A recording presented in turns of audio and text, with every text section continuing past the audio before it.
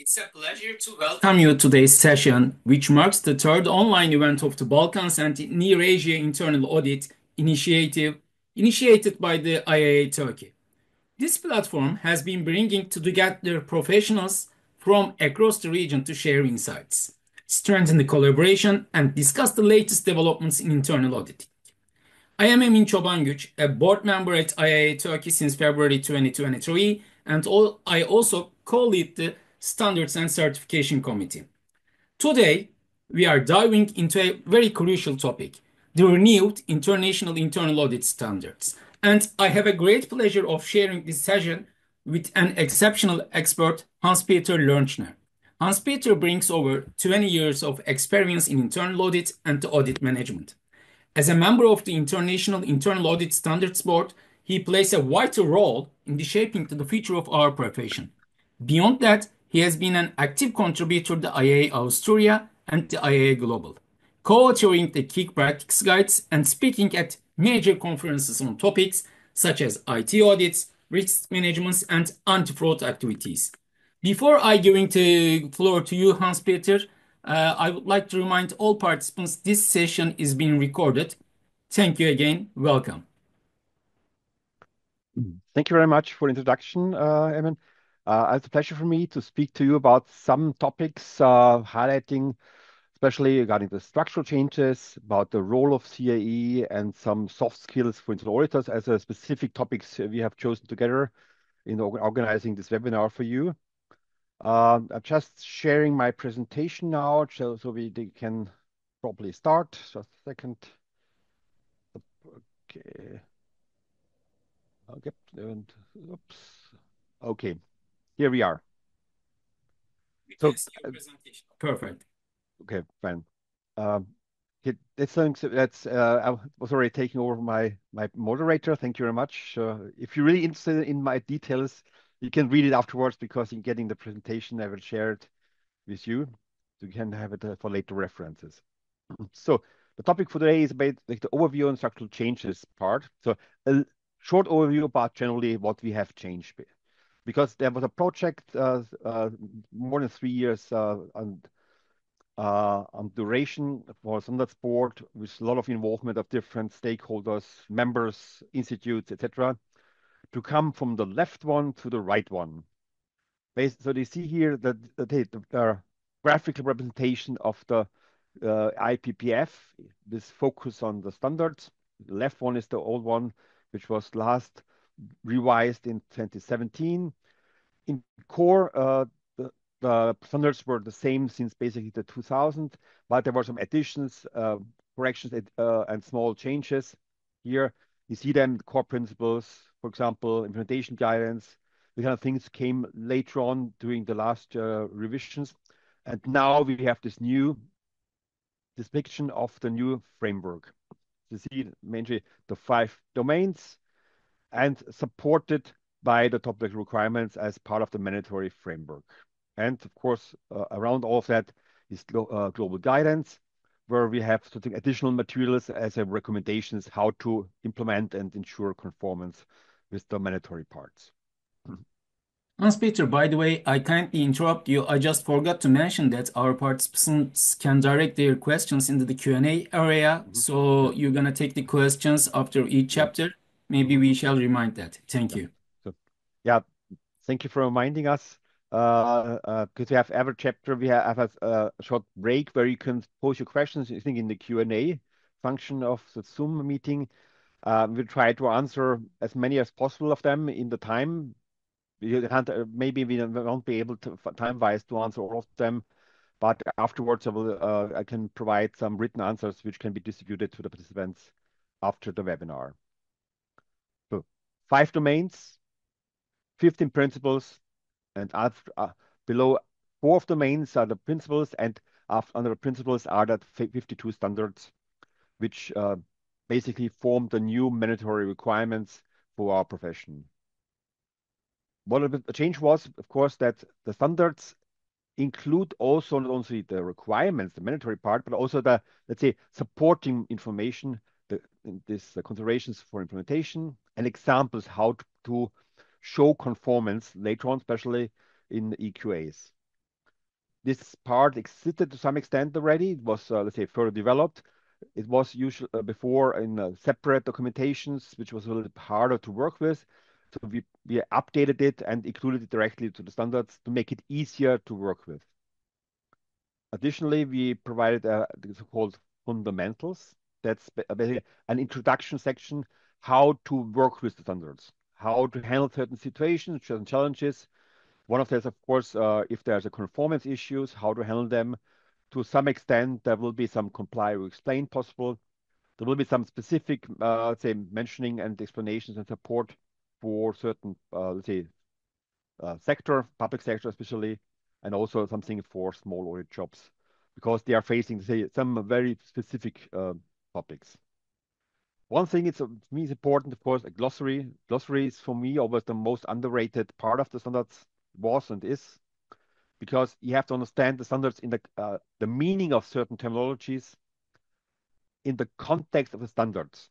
So, for example, one of the board, we're coming a little bit later to that as anyway, board has a certain meaning in the context of the standards, which it might be different from the one you're used to use this term. Therefore, be careful when you're reading standards. You have to understand the terms always in the context of the standards, not in the context of you maybe normally used to, because they may differ from jurisdiction to jurisdiction. Again, 5 domains, 15 principles, and the which are below the domains. See them here. Domain 1 is a bit special because there's no principle below that. There's basically the most difficult part to write because it's a short statement covering everything. That's usually the most of the difficult ones. Domain 2 is basically a replacement or substitution for the code of ethics so far, which we enhanced a bit with certain topics. And domain 3, it's some call it revolutionary, but in the end, that's simply the relation between the function led by the CAE and our boss, the board, where we are reporting to, which gives our authority. Uh, but it is one of the things I will cover later on in the webinar. 4 is the managing part, basically describes the task and responsibilities of the C as a manager of the function. And 5 is the performing part, which I think it's only minor changes or additions were included here. A short summary of the structure changes. There's no structure, new content. The purpose is something new, which was before basically more a mission and definition part. Some new ethical principle standards here. One thing which really in the form we have written it now in the standards is the so-called essential conditions, describing the roles and responsibilities for a properly functioning audit function for board and senior management. What we describe now as quality is not anymore only conformance. Conformance is important, but it also should include, for the qualities view of things, also the performance part. That was really something new. Let's say to increase, to go away not only from conformance, but performance as well. We have to perform properly to fulfill our function in our respective organizations. Let's say, wording, some think it's minor, some think it's more, but we have this not anymore the wording of consulting and the separate standards for consulting part of certain activities. We are now more to advisory and say assurance advisory as counterparts, and we have in the standards the advisory part specific rules there only in the domain 5 when we're performing our engagements, only when it's actually really necessary there, because there's a different approach to certain things. It might be reporting, etc. Something depending on the concrete topic. So this part is only limited to the domain 5, special rules for advisory, and if it's really necessary, there is really a difference between an assurance engagement and an advisory engagement. As I said before, domain 1 was the shortest and the most difficult part to develop because, as you will well know from writing reports, that making a short presentation, short text for a certain important topic is much more difficult than writing a long text. That was the reason behind that it was so difficult in the end, or challenging for us to develop this text. It was updated then during the commenting process. We added some certain terms which people thought is very important. But in the end, this sentence, that's the message you want to get across at the high level, what we are about. What's our recent data? What are we here for? Of course, it's a short sentence. It can't cover every small details, but it covers, let's say, the most important parts. It's supported by two boxes, basically what is auditing is doing in enhancing, for example, the achievement of objectives, enhancing the diverse processes, decision making, etc. And last but not least here, about serving the public interest. Sorry. Public interest was also something coming up, especially from a global, from the board of directors, because it supports our advocacy efforts there. Public interest is twofold here to understand. First of all, the standard setting process has to be in the public interest, means that the public has to be involved, possibility to make contributions, additions, comments, etc. And secondly, it states that we as in the audit functions are supporting our organizations to serve the public interest. They might be different. For public sector, is a different public interest behind than for a mobile phone company or a car company or whatever you're working in. There are certain things which are, let's say, more obvious than in other sectors, but always we are serving somehow a public interest from people outside of our organizations. There are three factors here which makes auditing more the most effective. Of course, there's not everything there, but that's, in our opinion, are the most important ones. Means conformance standards in the public interest set, independent positioning of the audit function, and the being free from undue influence, and to committed to make objective assessments. Domain 2, as I said, code of ethics new, basically. There's not a separate document anymore, but it's included in domain 2. Everything is regarding ethics and professionalism. That covers, it's relevant for every internal auditor, with CAs, working auditors, etc. Covers the integrity, objectivity, competency, rational care, and confidentiality. So they are basically replace the code of ethics, which is still in here. Everything what was in the code of ethics is still here. It was added certain things. We had a new standards, for example, 1.1. We come into that a little bit later. We have also very important here the standard 4.1 conformance, how to deal with, let's say, challenges in staying in conformance. Also, skepticism is here again, a new one. There was some additions or shifts which were from the adequate standards to this section, which before would have been more in a general chapter. So here's now going into this domain because it's more important here. When you're looking for independence, it's not here because it's not part of this domain, but in the other domain. More in the domain being positioned independently is more going to the function. And here the objectivity, as all these standards here and the principles, they go into individuals. So to internal auditors as a person. You have to be objective individually. You have to have this competency. This all is directed to a single persons working in internal audit functions. And independence is more about positioning an organization. Therefore, it's in a different domain.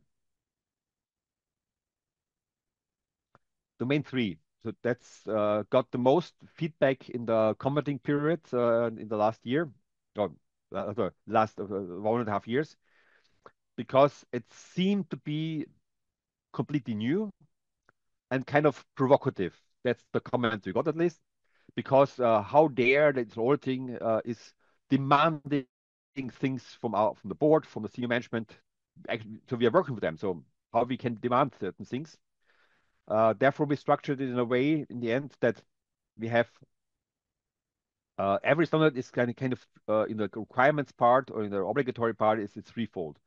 There are requirements for the CAE to this topic. there are these so-called essential conditions for board and for senior management. How can they support us to do our job in the best way? What is necessary actually to do our job in the best possible way? So we're showing them what's in their best interest to do make us to enable us to do a good job for them. That's somehow you have to understand it. And in the end, basically all of these things which are here as a kind of essential conditions for board and senior management is not really new. It just was not so prominently visible and directly stated. We just put it more in, let's say, in the spotlight, if you want, and also easier to communicate in the end because this domain three is specific also in the sense that it can work also as a standalone document. So if you want to give a full picture, what's important for us as auditors, that our boards and senior management support us, help us, then you can take the domain three alone and give it directly to them to make a better understanding what is necessary that enables us to help them. There are some materials available. There's a domain three toolkit from iGlobal with further materials with, say, short presentations, medium, long presentations, other materials. So it's very short, 2 pages document, etc., to support all these lawyers worldwide to communicate with their boards and senior management and about these domain three topics. Domain four, managing. Let's describe what's the role of the CAE in the end. The CAE has some roles in domain three as well, but that's the core part about management. The managing part of the role of the CAE, how to manage the employee function, from planning until securing the good quality of work done by the employee function. And domain five, that's not so much really a principle of change. There's a smaller things, how to plan more risk-oriented. That's the engagement risk assessment. That's really obligatory to have it in each engagement. How to conduct your engagement work. Something somehow new is about the evaluation of findings. It's not a rating per se. It's just you have to communicate in a way that then in the engagement communication, what are what the importance of certain findings and measures to be taken afterwards. Final communication, we made it a bit, say, more open, because it was in the past was more written like as keeping in the back of your head that it's a report writing. So we keep it open. However, you agree with your board and senior management how to communicate your results of your engagements, can do it whatever you want. The principles basics are always the same. It has to be documented. It has to be possible for review and supervision, but it's not automatically necessary to have a kind of a report. We can do it. I know colleagues doing it as a short video clip, PowerPoint presentation, etc. There are different ways how to communicate your findings. It has to be documented somehow, but the form is independent now completely. So that concludes, let's see, the short introduction to give you some background overview. Are there any questions from Yeah, what there you? are three questions, one Yeah. request. One of our attendees found the audio level is so low. Maybe we can a little bit speak up. Maybe you can adjust your microphone. I don't know. Oh, And yep. but apart from that, we have two questions. One of them is, will the CIA challenge exam in June 2025 be based on the new global standards? So when is the time for the CIA challenge exam to be conducted according to new After. standards? Okay, there's a time plan how to, let's say, go from the old to the new standards in the CIA exam. It depends a bit on the language you're taking it. There will be, I think, the middle of the year should be in English already, transferring to the new standards, and other languages will follow, depending on the timing and the availability of translations. So there's a website of my global where you have a time plan where also the languages are mentioned, when which language will, let's say, move to the new standards. I don't know it by heart for different languages, so sorry. I only know that English should be in the middle of the year already available, to my knowledge. And also the materials, of course, as well, because that's a major thing for people then, of course, to prepare for the new exam, that they also have the learning materials, etc., available for them. But that Uh, takes a bit of time. Local institutes gonna distribute I think the necessary info to the attendees. Yeah. And the second question, uh, if there is an audit committee in the organization, can we Mhm. say that the functions of the board in the standards are actually meant for the audit committees? That's an interesting point because I discussed it a lot of people about what is a board in the meaning of the standards, in the context of standards. Because for me, it had to be assessed specifically because when you take all these essential conditions from the domain three, from the different principles and standards, who is in your governance system of your organization the one responsible or able to do that? That is then the board. It can be a supervisory board, it can be an audit committee. It depends on your concrete situation, who is dealing with the topic in your organization. For example, I'm in public sector, so we have a board of directors, we have a supervisory board and a kind of audit committee. In my assessment for my organization, basically the board function is done by the board of directors completely because the supervisory board and the audit committee have not the competencies to deal with certain things stated in the essential conditions. So for my organization, it's mostly board of directors. In other organizations, it might differ depending on your concrete situations. In most, let's say, in the exchange listed in exchanges, mostly there will be either supervisory board and or audit committee, but it depends on your concrete situation. It might differ from organization to organization. In some cases, it might be with its owner-led organization, for example, there's only one person on the top, nobody else. Then everything is the board is this one person, for example. So it depends really on your concrete governance structure. I did a mapping for my organization, all the different essential conditions, and who is the one who can do it or has the competencies to do that. So who is providing our budget, for example? We have this budget, for example, is decided for my function is by the board of directors. The global budget is done by the supervisory board and two ministries. So that is kind of this assessment has been done separately every time.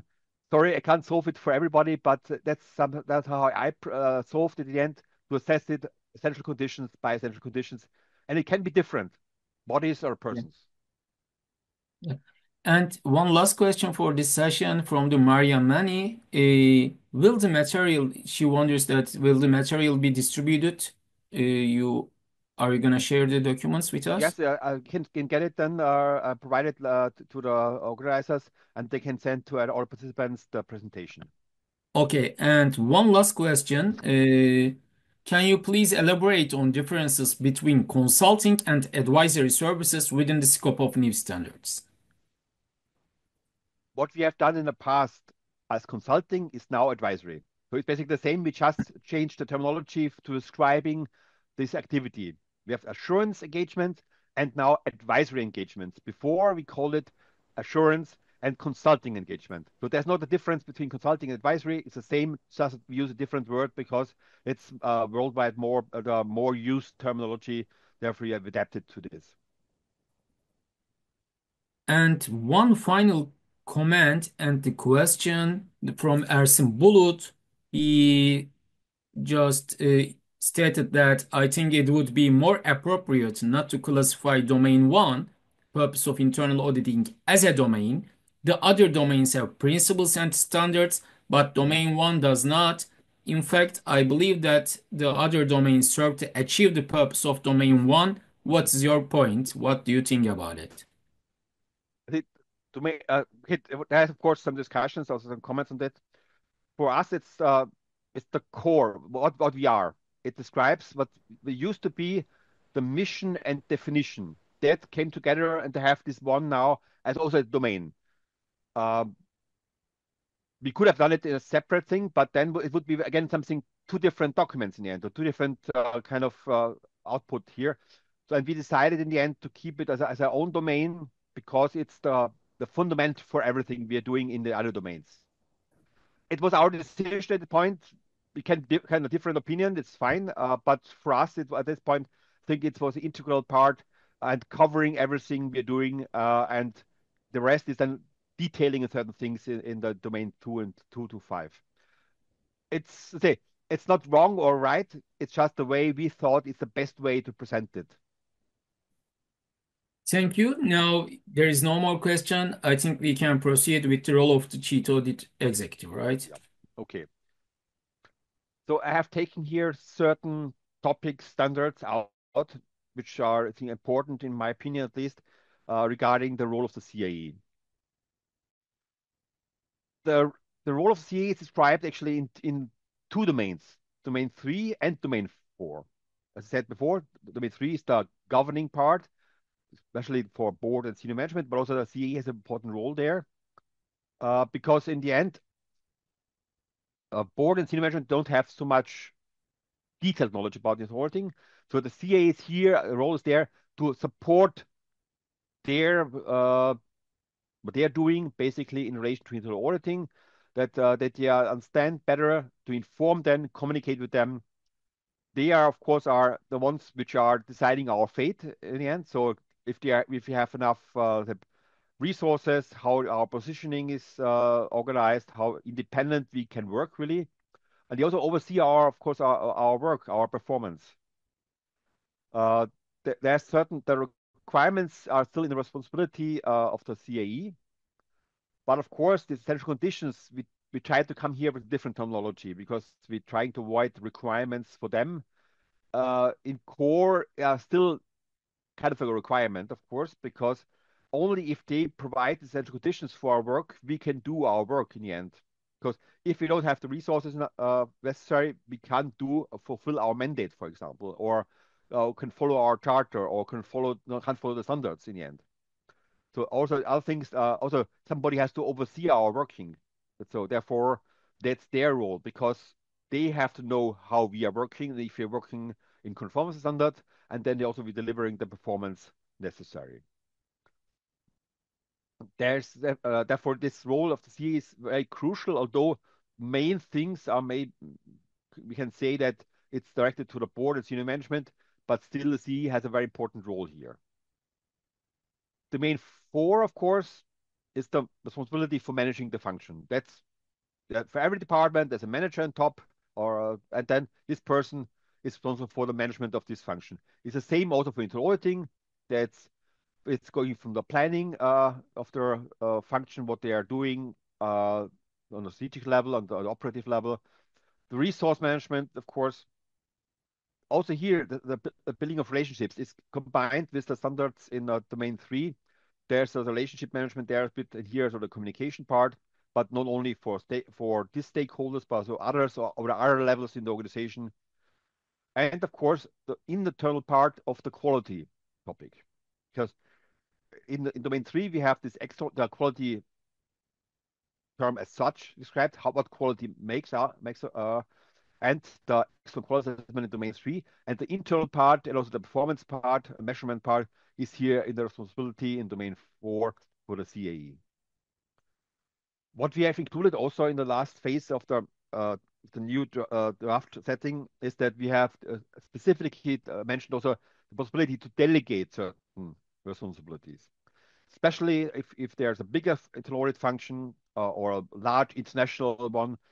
There is a possibility, of course, to delegate certain tasks, because at some point, a certain sizes, it's not possible to do one person doing it all alone. Delegation is possible, but the responsibility stays, of course, with the CAE in the end. Here also this direct reporting relationship is here described and required about how to communicate and have this relationship in communication with the board specifically, but also senior management. We have domain 3 also some information recommendations about how to make this kind of communication relationship. That includes, for example, that you have to have regular meetings, and also the possibility always, if necessary, to have ad hoc meetings, for example. That's part or more for the board, because they have to be open for that. We have to, as CAE has to make this communication, or attempts to communicate But in the end, the other side has to agree to the communication as well, of course. Relationship management, as I mentioned already, there are some two standards here for me, which are covering this here. One is domain 3, one is domain 4. Board and senior management support. We have to provide as this information what we need and give them information to make the good decisions for the audit function, how to deal with us, how to support us, and how to enable us to do a good job for them. Uh, all these communications also from the support, senior management, but also others in our organizations or outside parties like regulators, etc. External assurance providers. We have all of them. All of you have probably external auditors. Often the CA, the internal audit or CAE is involved in the communication with them as well, because in the end they can and hopefully use the work of internal auditing. Or there's a standard for external auditors specifically. They have their own standard setting process, of course, that they can use our work for their work. That's of course depending on how much they can rely on our work, much they can trust our work. So therefore, this kind of relationship is here as well, very important. Regulators and every stakeholder, internal, external, is out there, depending obviously on your concrete situations. This There's a formal communication, informal communication, everything here. CE is the communication hub between the audit function and everybody else in the end. And this is important here to keep these relationships, to be informed and be in the loop for certain informations, not involved in operative decision making, of course, but be in the loop, be informed, and be something up to date, that to be able actually to understand what your organization is needing in the end, based on the expectations of the board, senior management, externals, regulators, whatever is there out there for you to understand, to make your work better targeted to the risks you are facing. Some other communications, of course, are more related to the assurance part.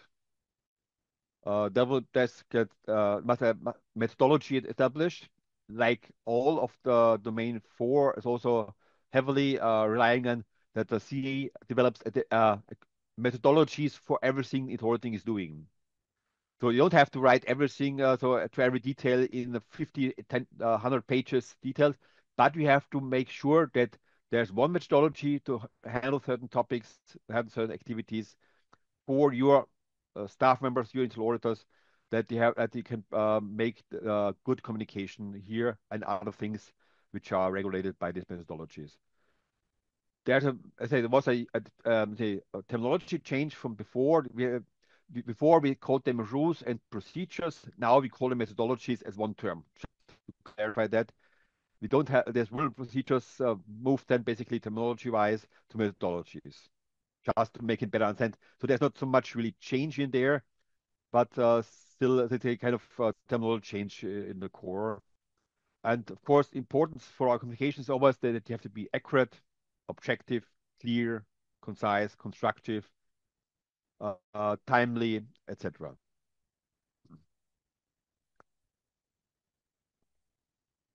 Again, the leading of the function, these 4 principles that have to be there.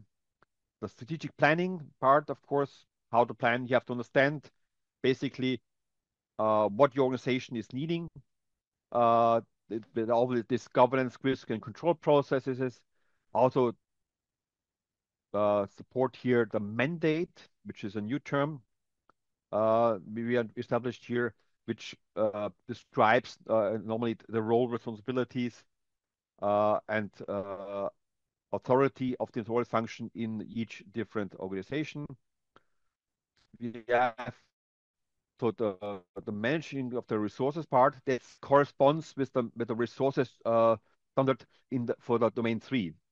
There's described what is necessary that the board provide us for necessary resources. In the domain 3, it's mentioned that the CE has to, let's say, communicate what the needs are to fulfill the mandate, for example, and the planning, and to fulfill the expectations.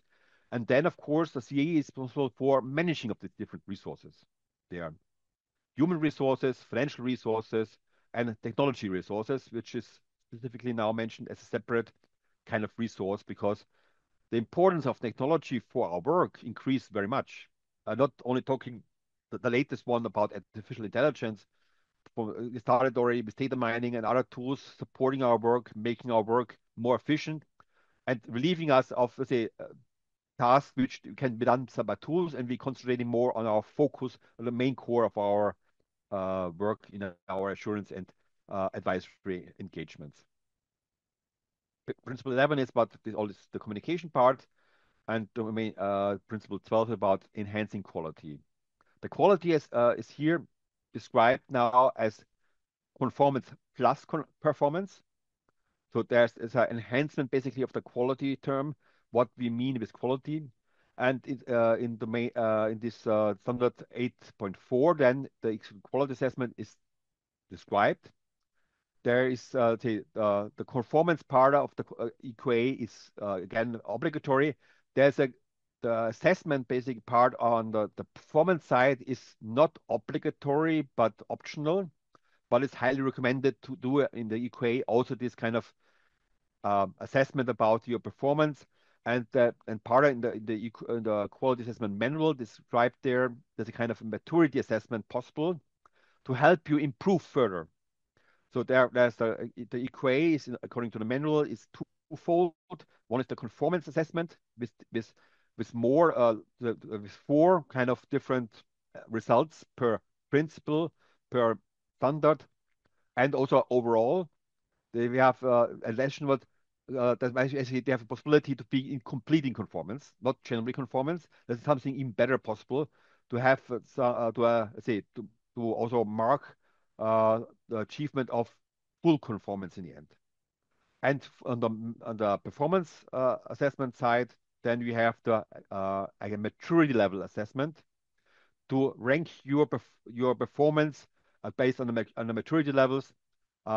If you're basically okay or even better than okay, to make it in simple terms.